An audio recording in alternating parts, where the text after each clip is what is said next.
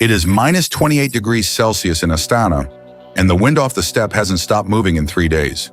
Somewhere below street level, heating pipes the width of a small car keep an entire city of glass towers alive. Above ground, a woman in a fur-trimmed coat walks past a shopping mall shaped like a giant tent, talking on her phone in a language that shares almost nothing with the one spoken 400 kilometers south. This is not the empty, frozen nowhere the word Kazakhstan conjures for most people who have never been here. This is one of the fastest changing countries on the planet, and almost no one outside it has noticed. Now hold on to that image. We will get there.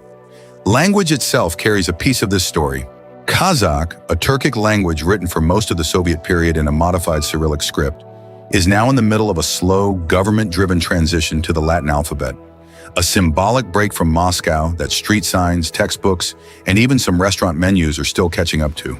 Russian remains widely spoken, especially in the north and in business settings. And English is increasingly common among younger, urban Kazakhs, which means a single conversation in an Almaty coffee shop can slide between 2 or 3 languages without anyone noticing. Start with the geography because it breaks people's assumptions immediately. Kazakhstan is the largest landlocked country on Earth, bigger than all of Western Europe combined, stretching from the Caspian Sea in the west to the mountains bordering China in the east. It is genuinely enormous and genuinely empty in places. Population density sits at roughly 7.5 people per square kilometer, one of the lowest figures on the planet. Roughly 20.5 million people live here as of 2026, fewer people than live in New York City's metro area, spread across a landmass 11 time zones could get lost in. A little over half the population, about 55%, lives in cities, which means the other half is scattered across a landscape most of the world pictures as one continuous, featureless steppe. It isn't. This is a country of 9 climate zones packed into one flag. Glaciated peaks in the southeast, the drying Caspian shoreline in the west, birch forest in the north, and true desert in the south. The question was never really whether Kazakhstan is empty. The question is what all that space is quietly sitting on top of. Here is the unexpected fact that explains half of modern Kazakhstan. This country is sitting on some of the largest mineral reserves on the planet. Kazakhstan is the world's #1 uranium producer, supplying roughly 4 out of every 10 pounds of uranium mined globally. Most people never think about where the fuel for nuclear power plants in France, South Korea, or the United States actually comes from. It comes from here. Underneath that same ground, enormous oil and gas reserves, most of it pumped from fields along the Caspian coast and shipped west through pipelines that quietly shape the geopolitics of the entire region. The Tengiz and Kashagan fields alone hold billions of barrels, and international energy giants have poured tens of billions of dollars into extracting them from some of the harshest offshore conditions on Earth. Add in chromium, coal, copper, and gold, and you start to understand why a country most people couldn't place on a map has, in one generation, built glass and steel capital cities out of open steppe. Now, the part almost no visitor expects, the country that produces this much of the world's nuclear fuel almost destroyed itself with a different kind of nuclear legacy, and we'll get to exactly how later. Kazakhstan's rise on the world stage isn't only about what's underground either. It hosted the 2011 Asian Winter Games, has produced world champion boxers who fill Almaty's arenas on fight night, and its national airline now connects Astana directly to cities across Europe and Asia. Infrastructure that simply didn't exist for most of the country's independent history. Almaty even bid to host the Winter Olympics, losing narrowly to Beijing in a vote that surprised a lot of observers who'd never considered Central Asia a serious winter sports contender. The country's chess and wrestling programs quietly punch above their weight internationally too.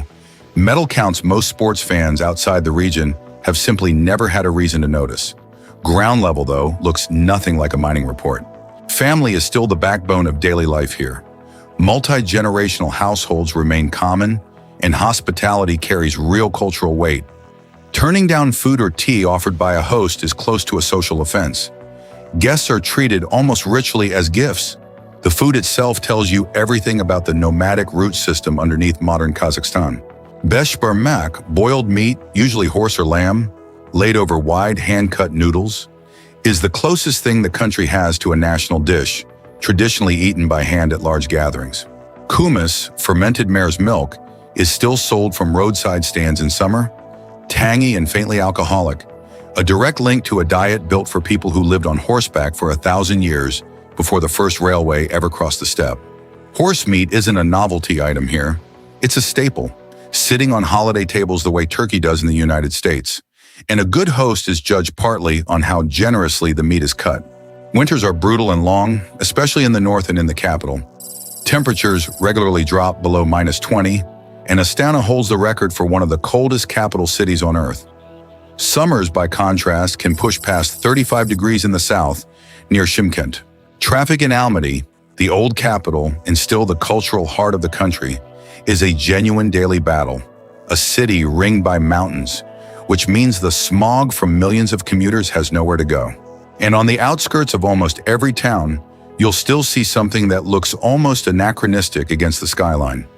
A man on horseback, herding sheep past a half-built apartment block, radio blaring from a construction site nearby. Yes, this is the part the title promised, the real life of Kazakhstan's people past the postcard. Ethnic Kazakhs make up roughly 71% of the country's population today, but that number hides a more complicated story. For most of the 20th century, ethnic Kazakhs were nearly a minority in their own republic. Stalin-era famine in the 1930s killed an estimated 1.5 million Kazakhs, a demographic wound the country still hasn't fully recovered from, while forced deportations under Soviet rule sent Chechens, Koreans, Germans, and Poles into Kazakh territory by the hundreds of thousands. The result is a nation of well over 100 distinct ethnic groups still living side by side. Russian, Uzbek, Ukrainian, Uyghur, Tatar, German, Korean, an accidental multiculturalism born directly out of exile and displacement. That history is exactly why Kazakh identity today runs on two tracks at once. In the cities, especially Almaty and Astana, you'll find a young, plugged-in, multilingual population, many fluent in Kazakh, Russian, and English, working in tech, finance, and a booming digital nomad startup scene. Astana's IT hub even offers zero corporate tax to attract foreign companies, a deliberate bet that Kazakhstan's future is digital, not just mineral. Outside the cities, it's a different rhythm entirely. Horse culture never actually disappeared. It went dormant and came back. Eagle hunting, once feared close to extinct, is being actively revived by younger Kazakhs, learning from the last generation of Berkuchi, training golden eagles to hunt fox and hare across the western steppe in a tradition that predates almost every empire that has ever claimed this land. But here's a fact that says more about a whole country than any single statistic could.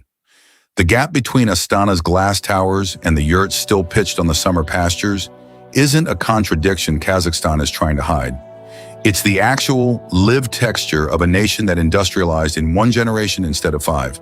Here is where the joy of Nowruz, the spring equinox, New Year celebration, still the biggest holiday on the calendar, sits directly on top of some of the darkest chapters of the 20th century. Under Soviet rule, Kazakhstan absorbed some of the empire's worst weight. The Gulag system built entire prison camp complexes here. Karlag alone held hundreds of thousands of political prisoners across an area the size of a small European country. Then came the Virgin Lands campaign of the 1950s, a Soviet gamble to turn Kazakh steppe into Soviet breadbasket through mass. Forced agricultural resettlement, a program that reshaped the ethnic map of the entire country. And then there's Semipalatinsk. Between 1949 and 1989, the Soviet Union detonated over 450 nuclear devices at a testing site in northeastern Kazakhstan. Many of them atmospheric, many of them near populated villages whose residents were never fully evacuated or warned. Multiple generations there still live with elevated rates of cancer and birth defects, and the ground in some areas remains measurably radioactive to this day. When Kazakhstan became independent in 1991, one of its first acts as a sovereign nation was to permanently shut the test site down and voluntarily give up the fourth largest nuclear arsenal on Earth, inherited from the USSR, making it, by choice, a nuclear weapons-free state. That's the resilience running under every folk song and every Nowruz bonfire here. A country that inherited catastrophe on almost every front and chose deliberately to build something else on top of it. That resilience shows up in smaller ways too. In Dombra music, played on a two-stringed instrument that's shown up at everything from village weddings to state ceremonies. And in the epic oral poetry traditions that Akins, traveling bards, once used to carry news and history across the steppe before anyone here had a written script standardized enough to record it. Kazakh felt craft, the intricate patterned rugs called sirmaks, still hand-stitched in some villages the same way they were centuries ago, carries the same quiet stubbornness, techniques that Soviet collectivization tried to industrialize out of existence, kept alive anyway by grandmothers who simply never stopped teaching their daughters. Cost of living is where Kazakhstan gets genuinely interesting for outsiders. GDP per capita sits at roughly $17,500 nominal, solidly upper middle income by World Bank classification, and rising fast on the back of oil, uranium, and a construction boom in the two capitals. For a tourist, that translates into extraordinary value. A full meal of beshbermak and tea in a regional city can run the equivalent of $2 or $3. A private driver for a day trip into the mountains might cost less than a single museum ticket in Western Europe. But that cheapness is a distance measured in someone else's hours. Average monthly wages, especially outside Almaty and Astana, remain a fraction of what the glossy skyline of the capital suggests. Teachers, nurses, and rural workers often earn a small percentage of what their counterparts make in the resource and finance sectors concentrated in the two big cities. The oil and uranium wealth is real. It is also unevenly distributed, concentrated heavily in a handful of urban centers, while much of the rural south and west has been slower to see the same gains. If you have made it this far and you are enjoying the journey, a like and a subscribe genuinely help. It's free and it tells us to keep making documentaries like this one. Now, this is the secret the title promised. Beyond the historical scars of Semipalatinsk and the Gulag camps, Kazakhstan carries a quieter, ongoing environmental disaster, the Aral Sea. Once the fourth largest lake on Earth, it was drained to a fraction of its original size by Soviet-era irrigation projects, diverting its feeding rivers into cotton fields. Fishing towns that once sat on its shoreline now sit tens of kilometers from any water at all, their rusted fishing boats stranded on what is now literal desert, one of the starkest man-made environmental catastrophes anywhere on the planet, and one most people have never heard of. Petty scams targeting tourists do exist in the bigger cities. Inflated taxi fares at airports, currency exchange tricks in tourist-heavy areas of Almaty. Standard advice applies. Agree on prices before you get in a car and use official exchange counters. More seriously, some border regions near Afghanistan-adjacent Central Asian states carry elevated smuggling and security risk, and travelers are generally advised to stick to the well-established southern and eastern tourist corridors rather than remote border zones. But look closer at the landscape itself, and the darker chapters give way to something genuinely staggering. Kazakhstan's Tian Shan in Altai ranges hold some of the least visited high-altitude wilderness left in Asia. Snow leopards, ibex, and brown bears still roam corridors that have never seen a paved road. Lake Balkhash in the country's east is one of the strangest bodies of water on Earth. Fresh in its western half, salty in its eastern half, split almost exactly down the middle by a narrow strait, a geological oddity most geography textbooks barely mention. Cheran Canyon in the country's southeast is often called Central Asia's answer to the Grand Canyon, a 200-meter deep gash of red sandstone carved over 12 million years, with almost no crowds compared to its American counterpart. The Kholsai Lakes, a chain of glacial lakes in the Tian Shan Mountains, sit at altitudes over 2,000 meters, ringed by pine forests so still the water reflects the peaks like glass. Then there's the origin story almost nobody knows. Almaty's name roughly translates to Father of Apples, and it isn't poetic branding. The wild forests in the mountains surrounding the city are the genetic ancestor of essentially every domesticated apple eaten on Earth today. Every apple in every grocery store on every continent traces its lineage back to these slopes, a fact botanists only confirmed with DNA testing decades after the theory was first proposed. And there's a genuine conservation success story here too. The Saiga antelope, a strange big-nosed animal that has grazed the Kazakh steppe since the last ice age, was driven to the brink of extinction by poaching and disease in the 1990s and 2000s.